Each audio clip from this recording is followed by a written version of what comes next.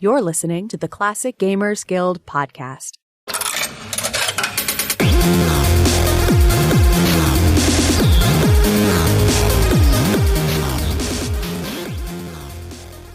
Hello and welcome to the Classic Gamers Guild podcast. I'm your host, Anna, and I'm here with your other hosts, Rick and Paul. Hey guys, how's it going? Hey, not bad. How are you doing? I'm fantastic. You, Paul? I'm good. I'm good. Well, I'm glad you guys are having a good time because Sean Connery passed away. Oh, well, now we're not allowed to have a good time. No. All right, this episode's over. Yes, because in honor of Sean Connery, I watched The Last Crusade the other day. And so we're not going to talk about that. We're talking about... Sorry, you go ahead. We're talking about Indiana Jones and the Fate of Atlantis. We are. And I just really wanted to make sure that I stole the intro away from you, Anna, like you predicted. I was hoping you would. I like sharing, which is a great game. And for me, as a girl who got it in a LucasArts Archives game pack, I didn't even know that I would like it. And the game ended up stemming a love for the Indiana Jones franchise in general. I mean, it was such a well-made game. I fell in love with it. Mm-hmm. I think a lot of us felt that way playing this game. I mean, obviously, it still holds up to this day. I still see people doing Let's Plays and talking about it. It comes up fairly often in the Classic Gamers Guild, and I'm sure you two have played it at least once. yeah, I've played it recently too. I played it with my son, I don't know, a few months ago. And I should say on record too, we did talk about covering this game before is it Sir Connery? It doesn't matter. Before he passed away. So this isn't us cashing in on his untimely demise. Well, I guess it's not untimely. He was 90. Is it not? I mean, I don't know. Yeah, I mean, I guess it's a bummer. You know, this is not a good look for me right now. It's coming across pretty cold. Look. Yeah, no, I get what you mean. The thing is, we've wanted to do this episode for a while. I've been the one putting it off because I always thought that, like, well, everyone likes Fate of Atlantis. That's undisputed. Everyone knows about that one. What can we really bring to this? And that we still don't know. I just kept bringing it up over and over and over again and getting ignored. And eventually everybody just said, let's go for it. I got outvoted. Yeah, and you have to excuse me too. I'm a little tired tonight because of the time change. I mean, that's what I'm blaming it on. I don't know. This tonight's episode is Indiana Jones and the fate of whatever. The fate of your ability to not get quite enough sleep right now. Indiana Jones, the game where you can actually pilot the submarine. Yeah. Yes. Yeah, that's right. Yes, you could do that, couldn't you? It is, and it was very reasonable. It was Codename Iceman is scary. You get to the submarine and you're like, well, there's no point in me playing any longer. But you get there in Indiana Jones, much like the hot air balloon. It's actually really reasonable. It's reasonable, but it's like standard adventure fare frustrating. You know, it's the right amount of frustrating. Don't be in a hurry when you're trying to do it, I think. Yeah. And just about this is not the kind of game that you can be like, okay, I'm just going to whip through it because I know what to do, because you still actually have to play the game and play the puzzles and, you know, do the stuff and go through all of the different rooms and caves. So there's a lot more to it than that. Yeah. I don't know. This game doesn't exactly block you off from, well, it doesn't you can have a bad ending. You can maybe annoy somebody like Trottier or somebody too much, and then he simply won't even interact with you at all. You have to restore back. I mean, it's not super duper holding your hand all the way through. Mm-hmm. I played this a couple of times, but quite some time ago now. So there's a lot which I probably have forgotten. Like, you mentioned the submarine, and I don't remember that at all. But I mean, is the submarine bit in all three paths? Because I think I've only ever played it on Team Path. Yeah. That's a good question, because I haven't finished all the paths, so I just assume you can access most of it, but maybe... the submarine's kind of a big deal with the plot line. You do the driving of the submarine, you end up, in the black room after. It's really weird, because one of the best features of this game is the multiple paths, and I always just go Team. Mm-hmm. I go Team. It's a good question, because I know the three paths always meet at the same point, which is right after the submarine. Like it's you and Sophia standing in the entrance to Atlantis. But I just played it like 4 months ago. But I kind of remember having to drive the submarine for all three of them. I'm not positive though. Which path did you take this time, or did you actually play all three this time? Yeah, I did all three this time, and it made me realize that I'd never previously done the Wits path, because there's Wits path. Neither. That's the one where like Trottier gets kidnapped by the Nazis, and there's like a little car chase around town. So that was like a totally new visual for me, like because I played the game like 3 or 4 times from childhood to. Wait, I feel like I remember that part. Mm-hmm. Yeah, that's definitely the Wits path, for sure. So I've never played that as a kid. That way's a little bit trickier and a little bit more random, the Wits path, and a little bit trickier. Mm-hmm. But I'm just wondering, so that would have also been in teams? Because I think that Team Path... I don't remember if I've ever played outside of Team Path. And I do remember the little car chase bit. It was definitely not the team path, because that was the only path I had ever played until this last go through. It might have been in the fist path. Weird. Maybe I watched my friend play it, and maybe he was playing Wits path. Okay. Yeah, that could work. Yeah, because I played it like 3 times prior to this last time, and I had always chosen the team path because I didn't know there was other paths, and I didn't know. I had no idea. Like, especially Facebook groups and things like that. Like, I guess if you read the manual, it tells you. So there's that. I don't really have. If you play the game, it tells you. Not really. I think we've been to this on another episode. Yes, it does. It's. I mean, it's a little vague. He asks you. It's no, like it's not. It's like, I think I'll do this on my own. I always assumed there was a right answer and a wrong answer. And I always assumed realize there were more than one. I always assumed that no matter what you said, Sophia was going to come with anyway, because she's on the box. I mean, she's like a main character at that point. And I'm like, it doesn't matter what I say. She's going to end up coming with anyway, so let's just be a nice guy and be like, I'd like your company. So I always chose that dialogue option. I mean, like the 2 times I played it. It seems like you're supposed to. I mean, that's what you're supposed to do. Yeah, I mean, to the extent that it does always convince me and guilt me into playing team. But I always knew that it would, that's the point where it branches off into 3 possible paths. Yeah, mine came in a collection, so I didn't know anything about it when I started playing it. I didn't get any instructions.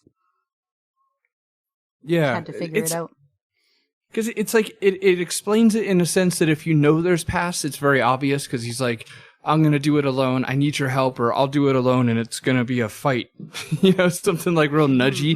But like, if you don't know there's paths, it's a little more vague sounding. Like, that's kind of weird he made it a point to say. Maybe you might not, I mean, I can't dictate your experience to you, but I always thought that, I always knew intuitively that, maybe I didn't understand, the full, scope of how different they might be. Mm-hmm. But I definitely knew it's like, well, I could either take her with me, go on my own, or this thing where I'm just going to punch a bunch of people. I knew to some extent that's going to be a pivotal moment. No, I didn't get that till much later. Do you think, you definitely knew that before you knew there was other paths? Well, I've only ever played Team Path, and I still knew that there were 2 other paths. I mean, like I said, there might have been a time when I didn't realize that they were, very different, but I definitely knew that was going to affect the next little while. No, I literally thought if you picked the wrong choice, it was just those were the stupid throwaway choices. You'd pick them, and it'd be like, yeah, but really, what are you going to pick now? I didn't even think it was a real thing. The one thing that I can definitely say about this game is that it has a lot of replayability, more so than it appears any of us, either Paul or I, really knew. Apparently. That's, I thought, I mean, I don't know. I just, I cannot finish that sentence. That's how mystified you are at the fact that we didn't realize that there were so many different ways to play the game. Well, 3. There are so 3. many. This game also had a little throwback. It reminded me of Hitchhiker's Guide to the Galaxy. There's one point after the submarine or however you get there and you end up in a room that's completely pitch black and you need to figure out a way to get the room to light up. And there's a puzzle like that in the Hitchhiker's Guide to the Galaxy Infocom game where you're in a room and you wake up and it's pitch black and you have to sort it out, although in a different way. Yeah, I like this one better because it doesn't lean so heavy on the imagination. You can there is point a little and click bit at things until they solve. Yeah, there's a little bit of just, pixel hunting. You're just waving your mouse cursor around the room and looking for something to highlight so you can click on it. But they do it in a way that it's puzzly and it's kind of fun. Like before you turn on the generator, right? I think, I'm not sure if I've mentioned this before on the air, but I think I've at least told Paul that Last Crusade is actually like my favorite adventure movie of all time. Mm-hmm. And so, I didn't play all the way through because of, copy protection and stuff like that, but I didn't play all the way through Last Crusade, the adventure game. Mm-hmm. But I remember that being pretty good. But I had such high, expectations for Fate of Atlantis at a point where I was pretty cynical of it's not going to be Last Crusade good. Like, how good can this be? It's just, another game based on a popular franchise. And I guess I was too young at this point just to assume that anything LucasArts is going to be amazing. But I was really surprised. I was like, wow, this is everything I wanted out of an Indiana Jones adventure. And that's why everyone keeps saying that it's they should have just made a movie out of that instead of Crystal Skull. But I've explained before why I think this is far better of a game than it would be as a movie. And I've explained numerous times before that it is in the canon. So it is actually the adventure that takes place between Last Crusade and Crystal Skull. But I got one of the episodes. I got you to turn around on the movie thing. You eventually. I think it's the only time I've ever gotten you to switch sides on a stance. Yes, because there were. What was it again? You are correct. I just remembered that now. I think you said that if it was Indiana Jones passing the torch to Sophia. Yeah, change Sophia. I remember listening to that. Change Sophia to an apprentice instead of a love interest. So a younger woman, and have him kind of accidentally train her or whatever. It's not like she joins him because she's training underneath him. It's, a series of events leads her to be probably her expertise on Atlantis. It leads her to go with him on this journey. And so, and at the very end, 80-year-old Harrison Ford can finally hand this thing off to somebody else and let it be a woman to carry it, which I think would be nice and a hell of a lot better than Shia LaBeouf. I think that was the main crux of the why I changed on that one, just so we could erase Shia LaBeouf. Yeah. But no, you're right. I did sort of come around and say that would be a good way to do it if they're to do it now. Mm-hmm. But at the same time, there's no real reason to argue it at this point because, like I said, if you have the Lost Journal of Indiana Jones, which is a canon book, at least at this particular moment. A smaller version of this book was included in the limited edition collector's box set Blu-ray box set of the Indiana Jones Complete Adventures. And both of these versions of it have a couple of pages in between Last Crusade and Crystal Skull that are dedicated to the Fate of Atlantis. Mm-hmm. And and a little footnote in there that says that Indiana Jones would meet Sophia Hapgood again. Is it Sophie or Sophia? Sophia. Sophia. No, it is. It's Sophia. It is? It's okay. Sophia. Actually, I have the book right 100%. here. 100%. I have the book right here. I can just look it up. Sophia Hapgood. Yeah, we're all correct now. It does say, there's a little footnote here that says, we have confirmed through various sources that Miss Hapgood was a romantic interest of Dr. Jones, blah, blah, blah, blah. And also, nearly 10 years later, when she was contracting for the Central Intelligence Agency, so they acknowledge the fact that they met again 10 years later, which is a result of the events of the Infernal Machine. So, in a way, Infernal Machine has been at least partially recognized in the canon. Was Infernal Machine the one that you could unlock Fate of Atlantis in? I honestly have never actually played Infernal Machine, but I know that Sophia Hapgood is in there and it takes place like 10 years later. I only know enough to know what they're referring to. I never actually played it, no. I probably would have liked that more than when my dad came home with Emperor's Tomb, and I was like, oh, sweet, another Indiana Jones adventure. But it wasn't. It was like Tomb Raider or something. Oh, is that the one? Okay. Mm-hmm. All right. That's what I was thinking of when I thought of Infernal Machine. So yeah, it was on like PlayStation and Xbox and everything else too. And I didn't know. My dad just kind of brought it home randomly. Yeah. I got an argument to make with this game in a positive light, and I may have mentioned this on a previous recording. I'm not sure, but I think this is a good candidate for the perfect game, as close to a perfect game as you can get. Do you have any? Can either of you argue that? Like I would basically argue that it's basically the perfect game or perfect adventure game. No real arguments. I wish there was more deaths, but other than that, yeah, true. I'm on board with that pretty much. I mean, not necessarily. How do I put this? It is not one of my favorite. No, that sounds bad. It's definitely one of my favorite games of all time. Mm-hmm. Like top 10, I'm sure. But there are a couple of more games I rank above it just in terms of favorite. But best, probably, actually. Mm-hmm. Yeah. Well, it's got so much going for it. It doesn't overwhelm you with your inventory items. There's so many different ways to solve the puzzles in there. There's comedy in it. Like when you get the baseball and they're like, oh, look, it's autographed by Lou Gehrig. You're like, sweet, you go to trade it. They're like, no. And then you're like, oh, man, it's just autographed by Ron Gilbert. Like, who cares about that guy? Yeah. I forgot about that part. At the time that I played it, that joke would have gone completely over my head. Right? Because we'd be like, who's Ron Gilbert? Yeah.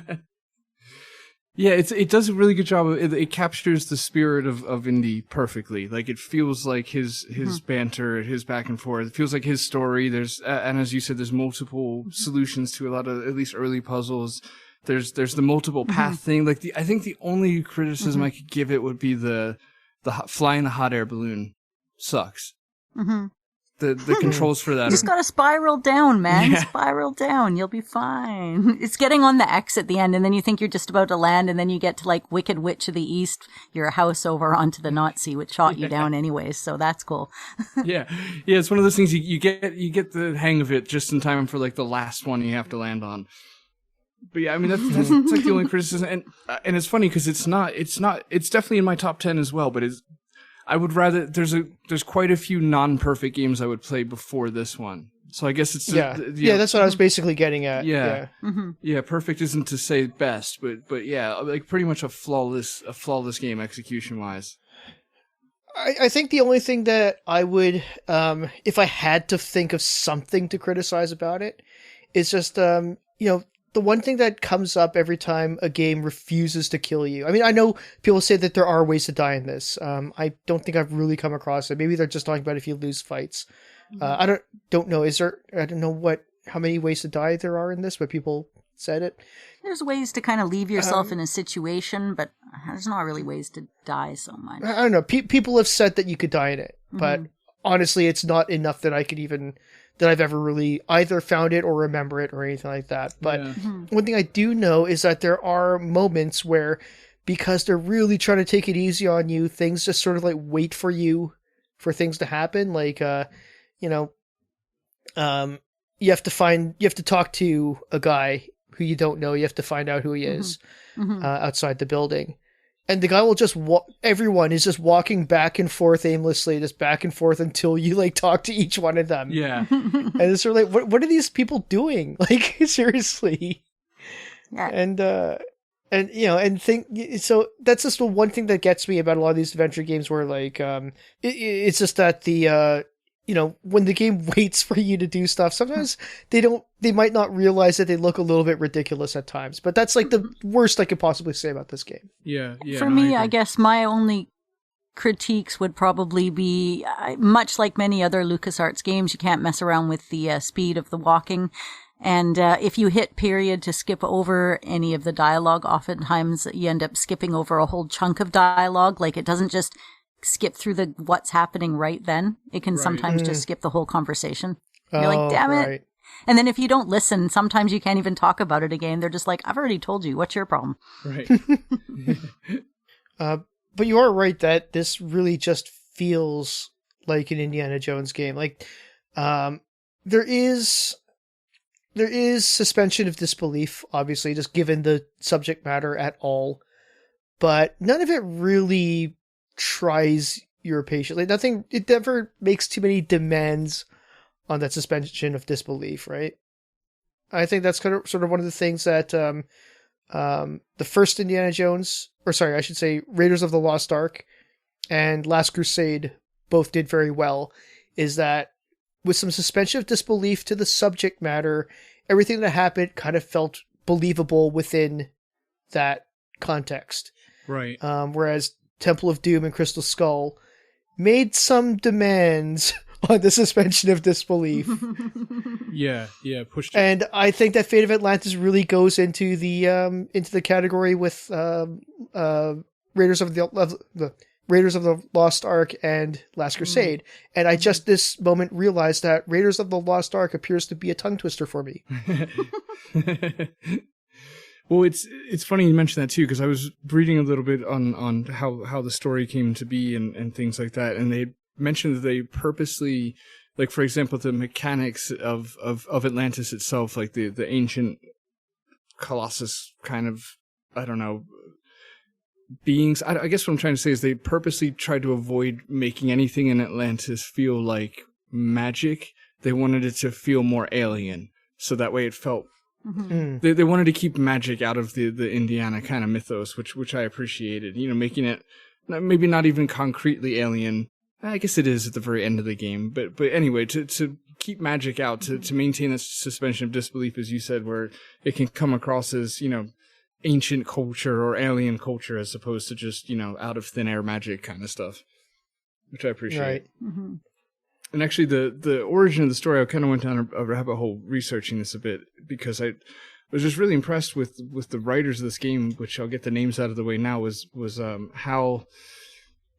Maybe I'll get it out of the way now. What was it? It was Hal Barwood and Noah Faustine, and just props to them, because it's just such a great cinematic story. So how it came about was interesting. So they, after Indiana Jones and Last Crusade, the game, they were kind of it was heavily suggested that this game be about the story that Crusade was going to be, the movie. So Last Crusade was going to be Indiana Jones and the Monkey King. And they ditched that script. They scrapped that in favor of the Last Crusade script. And I looked more into it. The script was written by Chris Columbus, who did Goonies and a few other things. Oh, nice. Yeah, the Goonies guy. I think he did Gremlins, whatever. But the plot to that movie, like, you could see why it was scrapped for the film. The plot was messy as hell. It was like Indy searches for Chinese artifacts in Africa. But then there's also like this, there's immortal peach. Which is where you would find Chinese artifacts. Yeah. Always. Yeah. And then there's like immortal peaches in a garden, like peaches that give you immortality. And then there's cannibals, and there's ghosts, and there's Nazis, and there's a 200-year-old pygmy. And that's all in one story. It was just messy. Really just, it was a lot. Anytime you have ghosts, Nazis with cannibals and you know, magic peaches and pygmies and stuff. It was a bit much. And Hal Barwood kind of quoted, he said that he found the script to be substandard. So after that, they were like, you know, we really don't want to make that as a game. Let's do something else. And they kind of settled on, him and Faustine settled on doing doing kind of an Excalibur story where Indy was going to find Excalibur itself, which on one hand kind of fits Indiana Jones, you know, finding a mythological artifact, I guess you could say. Just seems like the wrong storyline somehow. Yeah, and for me personally, I'm kind of just sick I'm really sick of Excalibur stories. Like, you know, there's enough of that like everywhere else. I don't feel like Indy needs to get involved with it either. But they scrapped that one because they couldn't figure out a way an easy way to have Indy globetrot. They're like, we're pretty much just having him stuck in England if we do that. We don't know where else he could go. Right. Yeah. So anyway, that's why they scrapped that. And eventually they just ended up at the library, at George Lucas's library at Skywalker Ranch, and they came across like a cheap coffee table book on like unsolved mysteries. And it presented the story of Atlantis and depicted it as a city built on 3 concrete circles. And there you go. Mm-hmm. Well, good. I did find it challenging lining it up when you were trying to like focus on the horns to get that one stone when you're in the archaeological dig, like figuring out where to focus it on which horn and how to look. That took me a bit, I remember. Yeah, same here. Yeah, I think that was kind of luck too. Like I just clicked left until it worked. You're like, it's a door. Yeah, it's sand. Well, that's another thing too. A lot of the this especially became kind of I kind of noticed this while I was watching Last Crusade last night, where it's like the puzzles in Fate of Atlantis really feel like things that Indiana Jones would have come across in a movie. Oh yeah. Stones clicking into place, figuring out like the time of day it should be at so that this whole, procedure works. Stuff like that is super duper like watching a movie. Mm-hmm. Yeah, everything had that feel of like a 300-year-old traps, kind of like how Raider starts off, blow darts that go off in this old temple that have been waiting to fire for hundreds of years. And, one of the things that impressed me too about the story was how much research they did creating this story. But I won't read it all out because it's like a paragraph and it's not that interesting. But but everything from like orichalcum to Plato's dialogues, like the Faustine and Barrow like literally read, a couple of Plato's dialogues and then they used like old Russian mythology and long story short, they put a lot of thought into this. Like it sounds like they spent months just coming up with the bare bones idea for the story. Before the puzzles and everything even. Yeah. Which makes the puzzle so much more fun to solve too, because you're like, oh, you got to make the little connections and you have to take your own notes and you kind of have to look at the notes that you have available. That's a real adventure game. Yeah. Yeah, it is. It's perfect. And I like the globetrotting part a lot. That gives you that indie vibe, and it's nice that you can choose where you go in what order. So if you get frustrated, you can leave Monte Carlo and go back to I don't know where, that little Spanish island or whatever. Mm-hmm. I love the look of the molten lava when you get to after you're done at the maze, which takes forever to get through and figure out all the rooms. But once you get to the lava, I love the way everything looks. And I pretty much am obsessed with the colors. They're in out for the rest of the game. I mean, right from when Buddy turns into the green ethereal being and goes off and later on, if you do the ending the way that you're supposed to do the ending and you're watching the volcano go, it's gorgeous. It's gorgeous. Yeah, no, it's really cool. It's a really cool contrast. The lava feels alive. Mm-hmm. The ending's something to bring up too. You get, there's a kind of a good ending and a bad ending. I don't know how many there are because there are the different paths, but ultimately there's basically just a good and a bad, right? Or a good and a meh. Mm-hmm. I think there's a good, medium, and bad or something. There's a good ending, and I think there are 2 endings beyond that.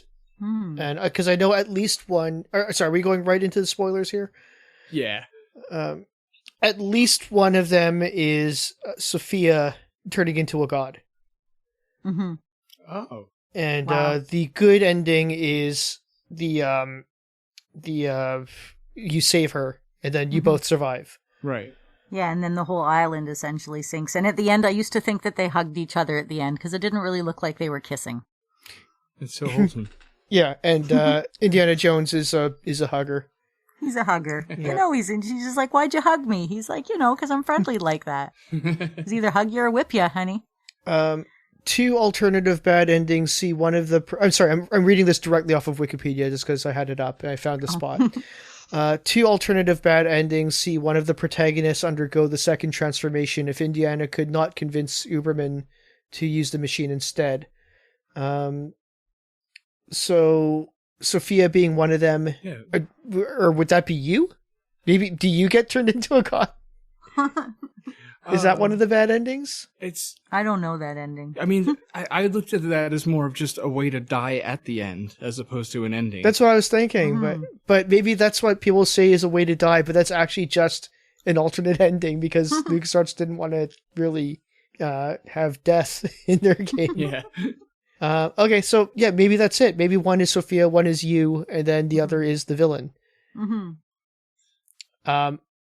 And I gotta say that one's the first guy who goes on there, who gets like turned into the little whatever those things are. Yeah. That disturbed me for a while. Like, when I first saw that that bothered me. Yeah, that one got my son too. It definitely spooked me. It gets right up in your face about it. Exactly. I like the I guess the complete bad ending without Sophia, because it's a really easy ending to get, because it's kind of an innocently bad ending. It's just like, oh wait, I was supposed to go get her. Like, I just thought I'd do my thing, and then the ending sequence, he would just kind of save her for me. Like, I didn't realize I had to go get her out of the, or it's not even that. I guess it's more knowing that you have to get her out of the jail before you enter the one of the rooms. Like, there's kind of a point of no return, in other words, where it's like, oh crap, like I had to get her before I came in here, and if you don't, then she goes down with the ship, and it was bittersweet because you could see it happening. Yeah. Now, I know this is an irrelevant point to make because the canon says that they meet again 10 years later in what we presume to be the Infernal Machine, but I have to say that I've thought for the longest time that if I were ever to make a movie, or if it were ever up to me to make a movie adaptation of Fate of Atlantis, and that would be like the definitive what happens, I would have gone with the bad ending where Sophia dies. Yeah. Kind of like Little Shop of Horror style, right? Kind of. You get out okay. I mean, Indiana Jones gets out okay, but I just, there was something kind of cinematic about her turning into a god and destroying everything. Yeah, no, it's true. Okay, and there's also the aspect of, like, if every movie he's going to have a love interest, and every movie ends with them together, but then they're just not in the next one, it's like, you might as well, make it clear why she's not around anymore. Exactly. I mean, she did call you a troglodyte, so. Yeah. That's not nice. No, right? She deserves it. Well, I mean, just because you left her locked up, but hey, whatever. He had a lot on his hands. I will say, I think this is maybe an unpopular opinion, but I don't really, I'm glad Sophia's in the game, but she annoys the shit out of me in that game. Like, it might be the voice acting, but I think the voice acting brings out the fact that her lines are really jerky. Like, she's just kind of mean. Like, it's like it's kind of like the Indy vibe, but without any charm. Like, she's just kind of a dick to Indy, like, the whole game. I don't know. Well, she's a psychic, I guess. She already knows what's going to happen and what's going on. And I mean, and the whole time he's kind of like tongue in cheek about her too, because he's kind of like, oh God, there she goes again, eye roll. Yeah. So I guess. Yeah, and even he knows. I think you're right. Like, they were trying to play it that way, like the female version of Indy. They kind of rib each other back and forth, and it lands in an unexpected kiss or whatever. But I just felt like, I don't know. She was just kind of obnoxious to me the last time I played it. I'm like, man, she's not even many redeeming qualities. I will say this: it never occurred to me that she was annoying because, number one, I never played it with the voices. I've only ever played the floppy version, and I've already seen Temple of Doom. So nothing can really come close to how annoying the sidekicks can be in Indiana Jones. Even Mutt was not as annoying as what's her name and the little kid in Temple of Doom. She's got a like Billy, like like a guy's name for a girl. It's not Billy. Danny. Willie. Weird. That's a Willie weird name. Oh, here's a randomly fun fact that I saved. That so they really didn't want to name this Indiana Jones and the Fate of Atlantis. They felt that they could do a lot better than Fate of Atlantis. which I happen to like. Really? I don't know if it's grown on me or what, but I think it's fine. I think it's fitting for an indie thing. They kept thinking they could just do better than that. So the working title for the game, and this was kind of jokey, was Indiana. What was it? The working title for the game was Indiana Jones Does Atlantis. And then he goes to Dallas right after. I thought that was great. They were that determined to not call it Fate of Atlantis, and then marketing apparently was like, look, if you don't come up with something, we're gonna call it Indy's Next Adventure, and they were like dead serious. So they're like, okay, geez, fine, it's Fate of Atlantis. That's all they were going to call it, Indy's Next Adventure. Yeah. It sounds like, I mean, it's got that 80s feel to it. It sounds like they should just call it Weekend at Indy's. Exactly. Indy's Next Adventure, eh? Yeah, that's, you know what? That one's not even out yet, so how can we do a podcast episode on it? The voice acting is phenomenal. I really like Doug Lee is the name of the guy who does Indy. It's perfect. Like it's not Harrison Ford, obviously, but it sounds like Indy to me, and I'm kind of glad it's not like a Harrison Ford impersonator, if that makes sense. Like it's just a really close voice to it. Yeah, it works. It was enough to not make me think about it. Exactly. Yeah, well put. And Doug Lee has jokes because his IMDb says, I was born at a young age in Los Angeles, California. I don't know why it made me laugh. You know, it just occurred to me, I know the voice, so I must have played the voice version at some point. But I don't remember Sophia. Yeah, the voice version's the only version I had, so. Yeah. Because I know exactly, I have his voice in my head. Yeah. Oh, yeah, you know what it is? Because every time I set up Scum VM on my phone, I always run Fate of Atlantis to test it out. That's the test game, okay. So that's why I know his voice. And the first 10 minutes of the game very, very well. Well, you've done well doing this episode, considering that's all you played, Rick. Ever.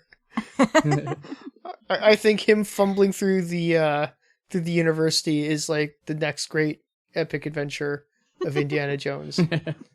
So I guess if there's one thing we can sort of give as a final thought is like, do you think, and you know, with retro games being on a revival right now, do you think that it's possible that they could go back and make a game that could top Fate of Atlantis? Because I think part of it is just sort of that perfect storm of like a really cool premise at the time that it came out, and all that sort of thing, and not having to deal with a lot of like the Crystal Skull that's come since.